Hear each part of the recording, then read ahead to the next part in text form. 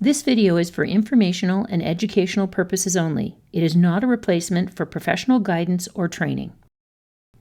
Welcome aboard Expedition Sea-Nest.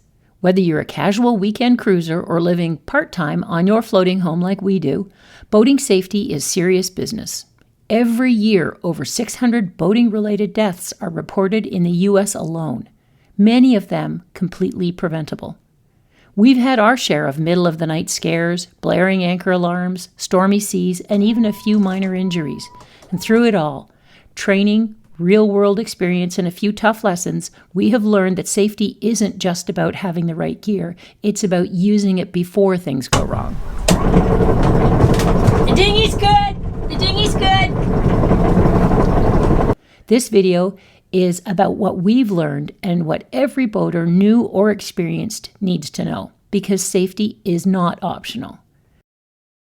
Oh, it's just day 2, blowing like crazy. It's probably 20 plus knots going here today, and it makes it tough to do anything. I mean, you can't really spearfish, you can't fly fish. I mean, it's hard even getting out in the dinghy. You get soaking wet because it's blowing so much.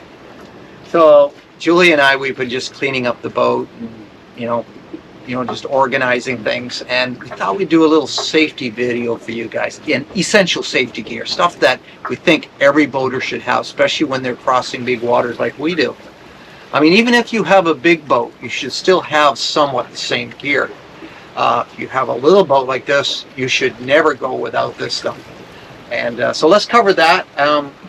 Let's first start with life jackets, because that's what everyone thinks of, is life jackets. And this is something that Julie and I, whenever we cross big water, we wear this. I mean, if we're just jumping, island hopping, that's, you know, a kilometer across, and the waters are like 6 feet deep here in the Bahamas, and we're not worried about that, because it's typically when you're on the Bahama banks, it's never that windy. It's never that wavy, or not that rough that we have to be concerned about that. But definitely when we're in the open ocean, where we're like over 1,000 feet deep, and deep water like that, where you can generate huge waves, and some could get thrown out of the boat, or the boat could be capsized, or something, you know, catastrophic could happen. Like there's a hole, maybe you hit something in the water that, you know, that damages it, or maybe one of your seacocks, the hose blew off and you never noticed, and your bilge pump's not working. That's something that you want to have this gear with you just in case you need it. So this is Julia's life jacket, and we both have assigned life jackets here. This one's mine. Mine has these D-rings on it, okay? And these D-rings are designed to be put on here. So I'm going to place the life jacket on. I can show you guys how this works. So the reason why we went with the inflatable life jackets is because they're comfortable. When we're inside the cabin here and we have all the windows closed because we're taking spray over the boat, if you were to wear a regular life vest, which I really do prefer because it's nothing mechanical, it's, you know, it's going to work. If you go overboard, it's going to float you. You're not relying on you know, mechanical devices like you know, the cartridges to go off. Let's say you get knocked off the boat unconscious, and you're relying on this life jacket to go off and save your life. Now, they are pretty good, that's for sure. They have got a good reputation, so that's why we've gone with them. So this one here, as you can see, mine has D-rings on it, and it allows me to hook onto a safety line. Safety line, some people call them jack lines. On sailboats, they have jack lines, but this one here just snaps on like that, okay?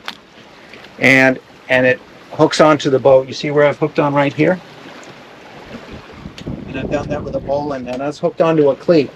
And that's good and strong. That's not going to come off. So if I go overboard here, and Julia's got the motor and she's cruising at 7 knots, and I go overboard, there's going to be a big jerk on the end of this thing when I get there. I don't want this to break loose. Now, I know this cleat's good and strong. It's backed in behind it. It's not going to come off.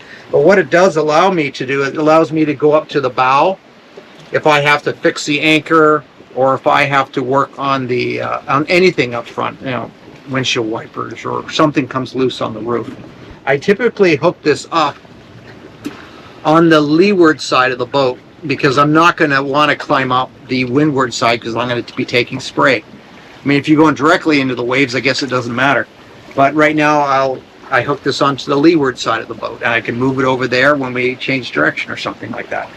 So that's my line. It's pretty heavy duty, probably more than I need for my skinny little butt, but this does the job. How long is that rope actually? Well, it all depends on your boat. I mean, right. I need to get to the front of my boat, and I've got probably close to 20 feet. So this line here is 20 feet long. All right. I don't need that far to here. I mean, I'm already almost at the back of the boat, so it's plenty of line. I don't want it so long that it gets tangled in everything too. This is something I don't want. I don't want to be able to go in the bow and have this line fall overboard and I don't want 30 feet of line hanging out so that it ends up dragging behind, it gets caught in something back here. Or even worse, imagine getting caught in the propeller and it pulls you off the boat. That'd be terrible. So that's just measure your distance from every boat. You know, you have a different length. If you got a longer boat, you're going to want a longer line. And it all depends on where you cleat up. So this is how this is set up here. I also have a strobe light. This is a flashlight strobe light. So if I go overboard, all I have to do is pull on the Velcro. As you can see that the line is, so I'm gonna pop this off for you. I can pull it this way, or I can take it off, but you can see I actually would have this around my wrist once I get in the water, and I can hold this above water. It'll be on my wrist. And or what I could do, if I put it here, it might still be underwater, but I don't want it on there right now. So right now it's dangling. But that is something that you can put on your wrist or put around here. And this is how you would release the life jacket. Right here, manually, you take this and you do a firm jerk straight down, and this will initiate the cartridge to get filled. Okay, and these you can see in here. This Velcro that's holding this all together.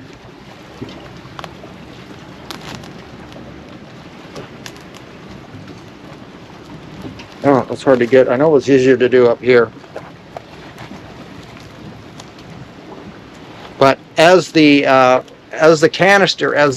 cartridge inflates this will pop open. See that? And there's your inflated life jacket. Now there's also apparently, I think it's on this side, right on this side here. If I take this side off, let's say that the cartridge doesn't work. Let's say it's leaked. There's been a leak in it, and you're now in the water and you're floating, and you're panicking. You're going to have to get this Velcro open.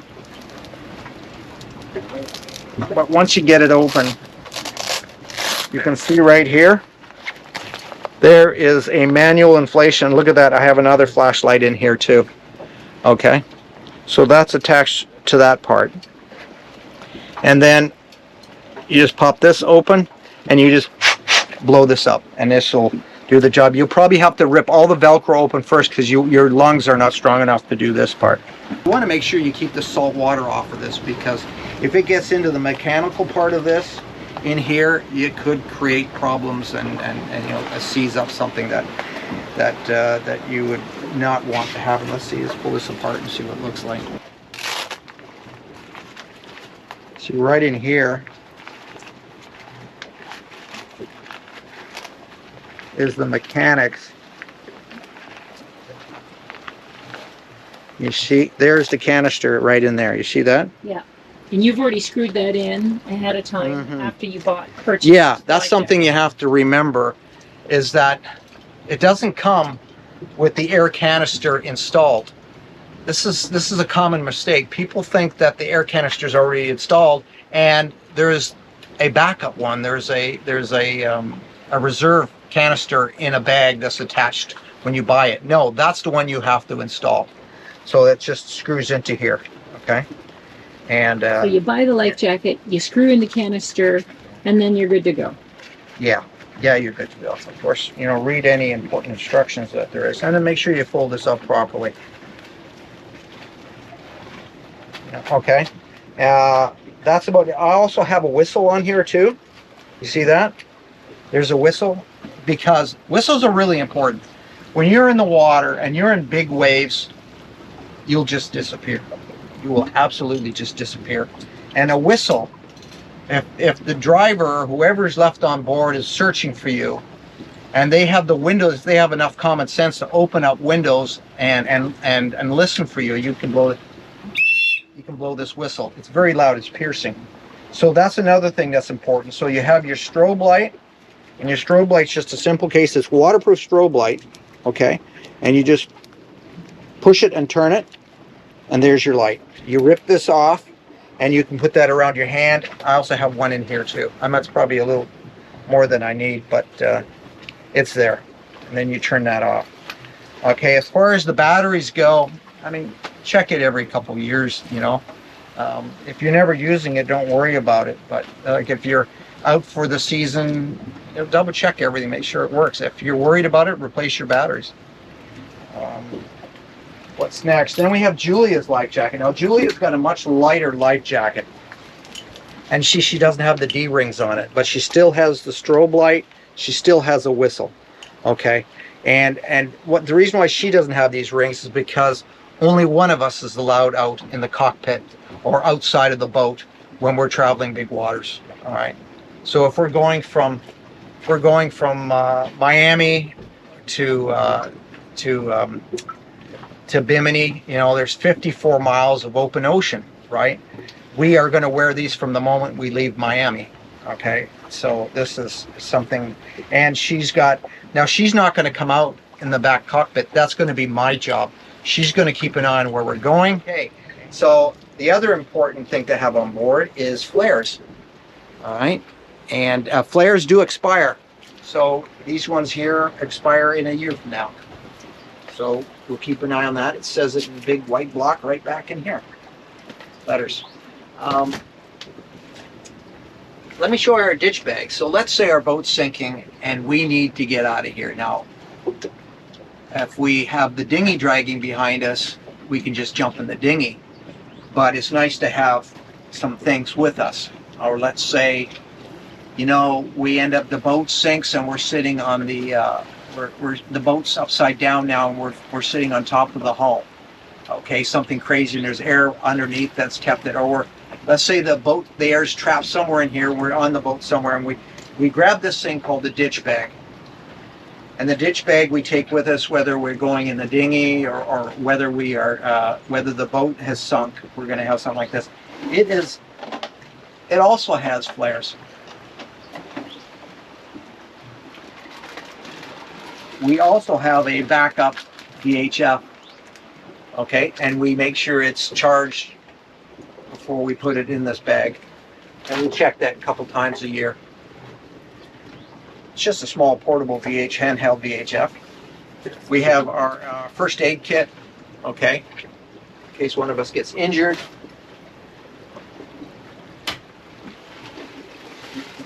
We have some water and some Gatorade. And we actually have another flashlight with another whistle, but we should have our life jackets on when this all happens. But just as a backup, we have this. This is not a waterproof flashlight, which it should be. But there's the batteries are kept separately, so they will last longer if they're not left in the device. And what's this? On a couple granola bars. So that's what we keep in our ditch bag.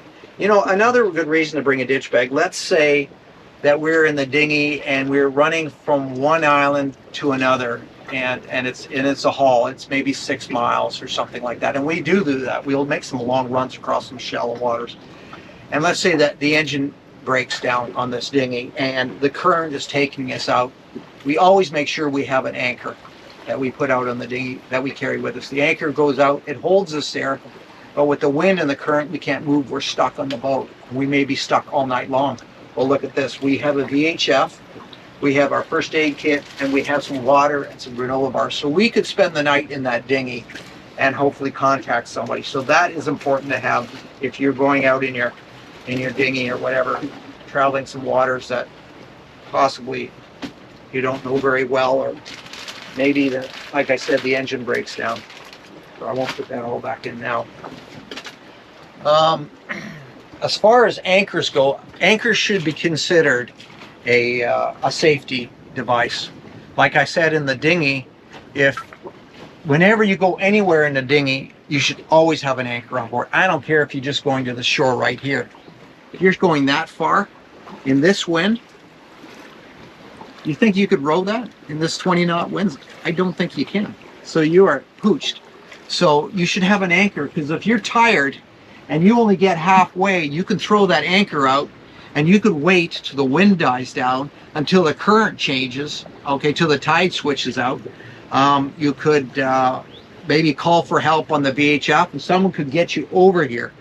Okay, so it doesn't have to be 6 miles you're traveling. It could be just a few hundred yards. So anchor is always important to have on board your boat, on board your dinghy. The other thing is to have a spare anchor on board this boat. Boy, the wind is throwing the boat around here, the big boat. We carry that anchor. There's a Fortress anchor. That's a nice light anchor. We only have about 3 feet of chain on it, but it's got, I think we have 200 feet of road with that. And that line, we mainly use that anchor for putting off the side, so that our boat will, we can point our bow of this boat into the swells. But let's say this anchor breaks loose and we need to get an anchor out quickly. We have this as a backup. Okay, so that's important to have something like that, especially, let me say you're in shallow waters, or let's say your engine broke down and you can't get this anchor out, or something happened, or you did and it keeps bouncing. You can maybe you could try that one out. I don't know, but it's always good to have a backup anchor for your main vessel, not just for your dinghy. So that's important. We also have another VHF. So this is our second handheld VHF, and we carry this one. This one here stays in the ditch bag. It never gets used, okay? But we do have this handheld one that we take with us in the dinghy, and I can contact if Julia's still on the boat and I'm out fly fishing or something, and I'm having engine problems, or it takes long. Just to check in. Just to check in, yeah. It's good to have another handheld. Or think about this. This is not so much safety, but let's say you have a buddy boat and you're crossing some big water or wherever, and you want to keep your main VHF, the one on the console, you want to keep that set to 16, okay, for safety in case someone needs help. But you want to be able to stay in contact with your buddy boat, so then you could set that to a different channel for your buddy boat, so you can talk, because you don't need a big antenna for your buddy boat, because you can see them.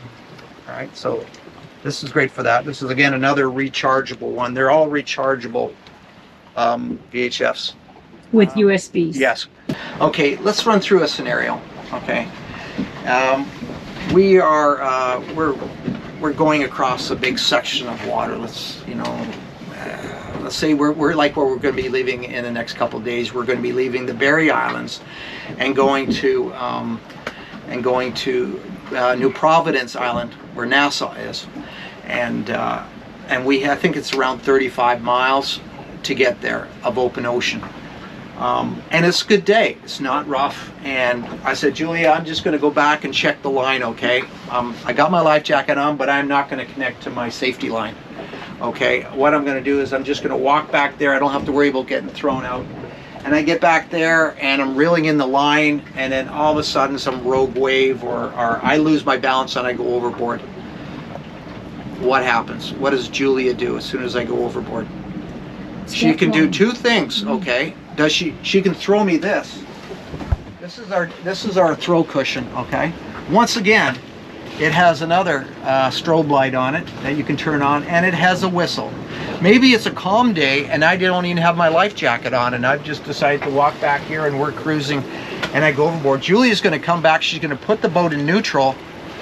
She's going to unhook this, and she's going to pull this down, and she's going to, it's called a throw cushion. That's what they're for. They're required. And I don't know in the Bahamas, but they're definitely required in the US. And you just take this, and she's going to throw this back to me.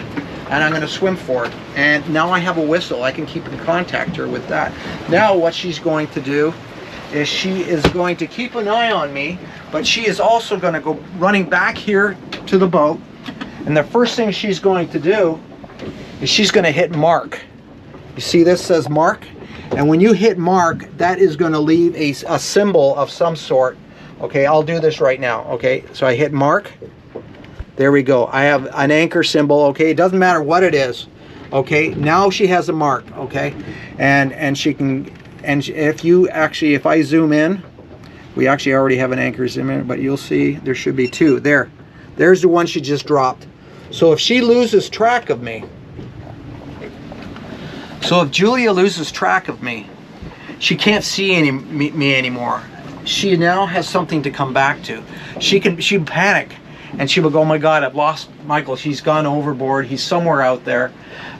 Where is he?" You know, and she can go back, and she can circle around back to that anchor symbol or whatever symbol you've put out, and she can again look for me. And she's going to have the windows open, and she's going to listen. And she's going to listen for the whistle, okay? It's important. Really important that you know how to do this. Discuss this with your spouse, with your friend, whoever you're traveling with. This is something you should know. This stuff can happen, and it happens. I had a friend who went to the back. He worked on sailboats, racing sailboats, and he was coming up the coast of the U.S., and up the East Coast, and he went to the back of the boat, and it was a nice day, and he just having a pee over the back of the boat. He lost his balance. He was a young guy. He wasn't an old guy. This happened 30 years ago, and he went overboard. They couldn't find him. He perished out there. So it happens, and he had an enormous amount of experience on a boat, rocking, and it wasn't even a bad day.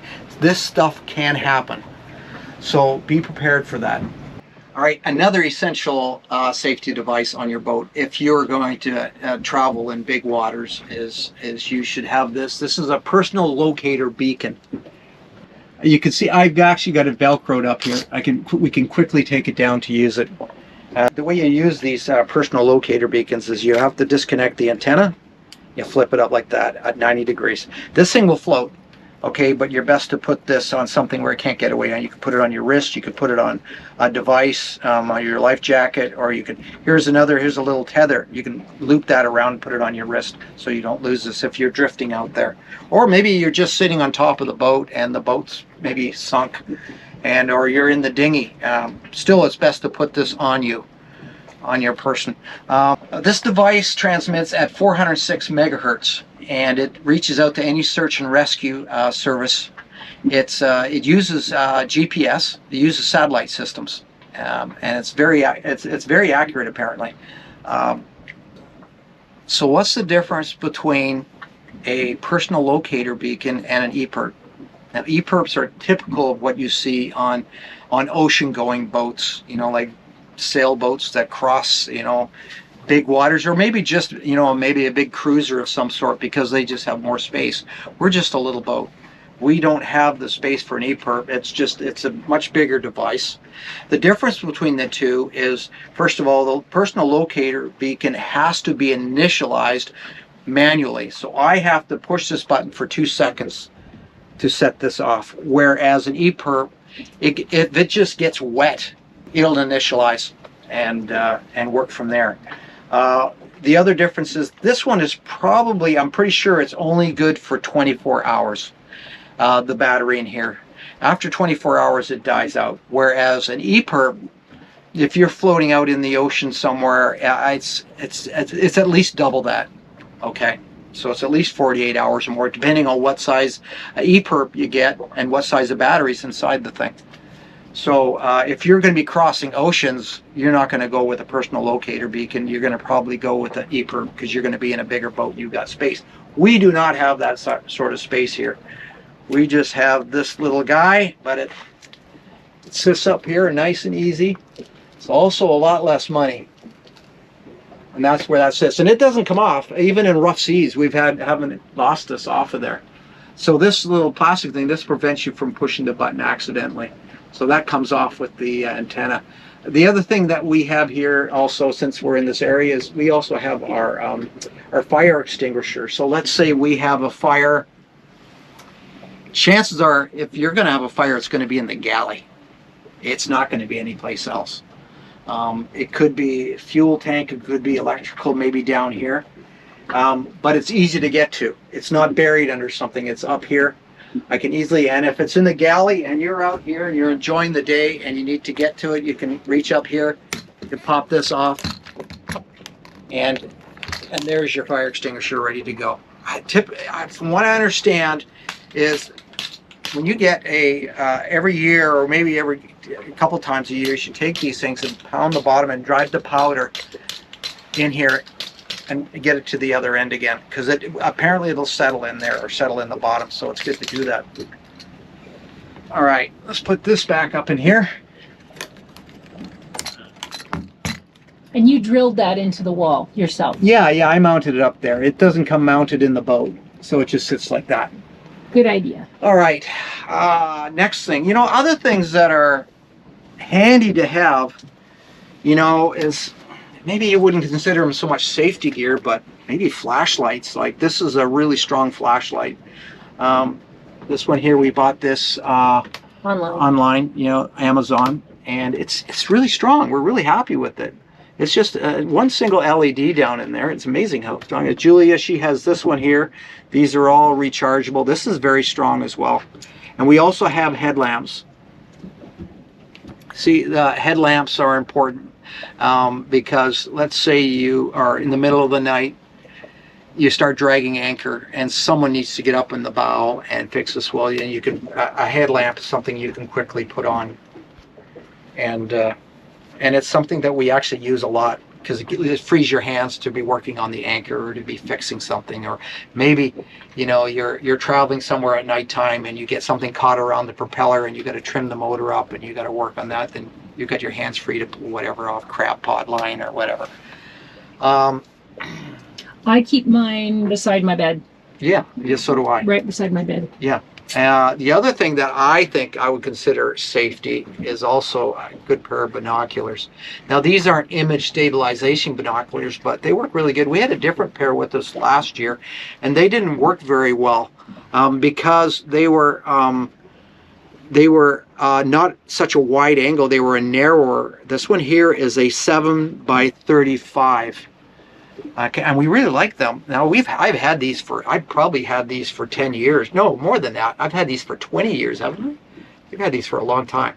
And these are just called Nikon Actions, and they are 7x35s.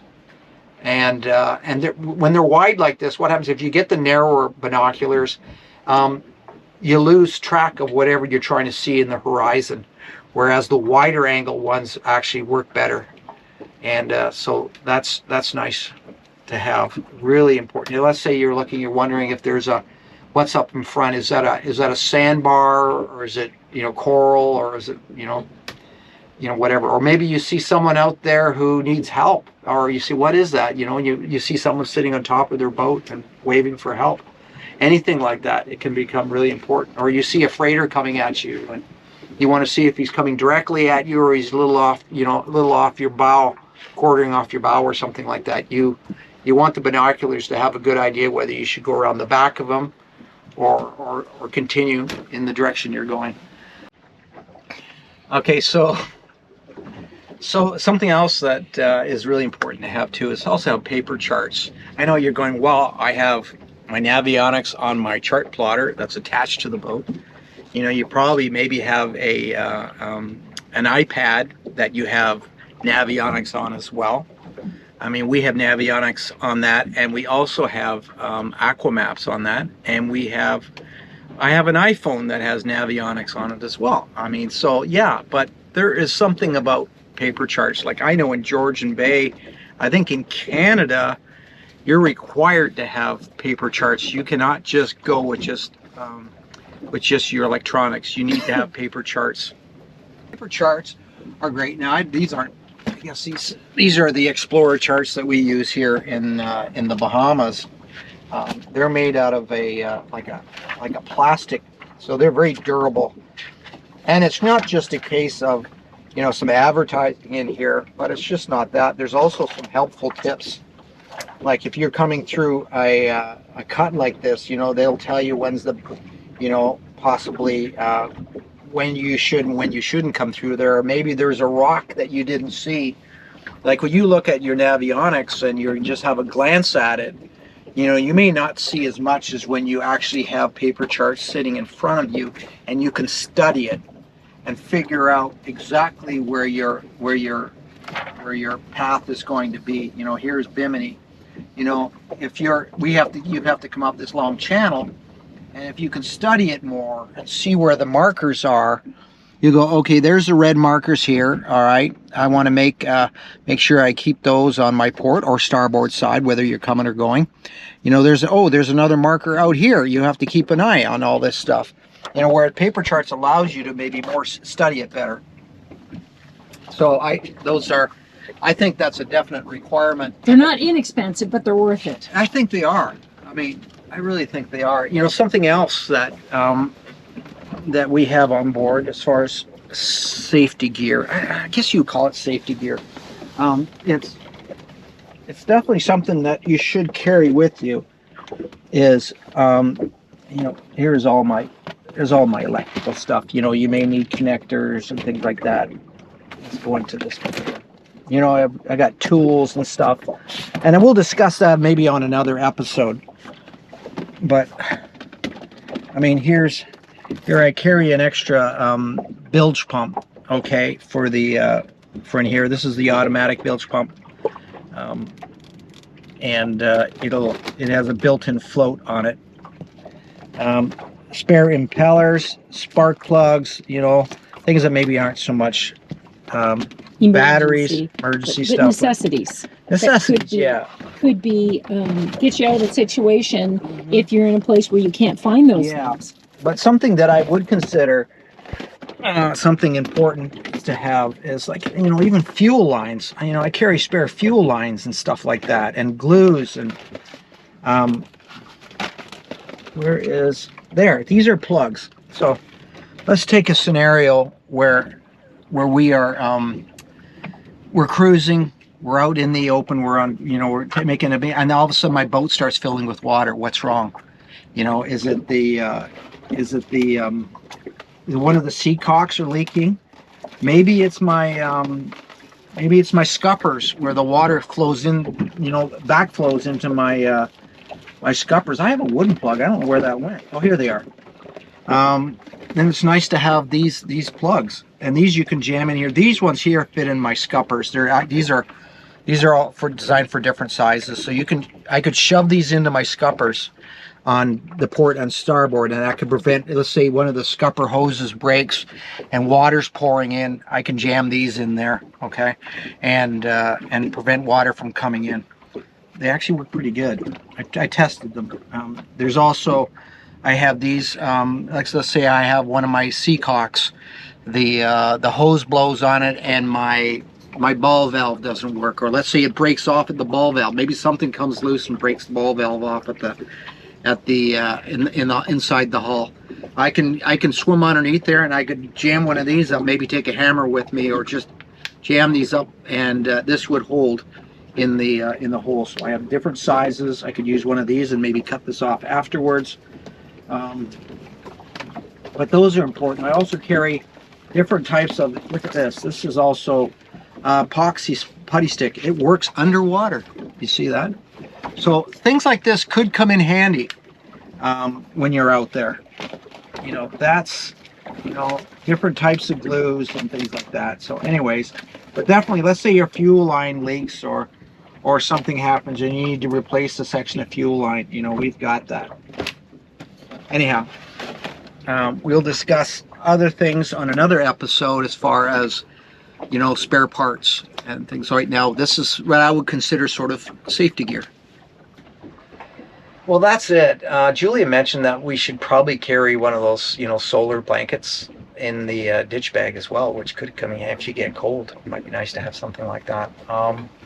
That's it. I can't think of it. If you guys have any questions, or if you think I have forgotten something important, please comment below.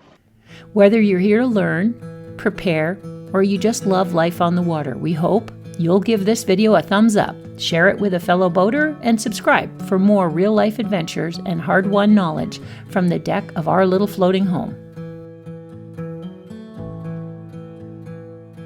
So we're going about 6 miles that way in this dinghy. So we have an extra can of gas. Good.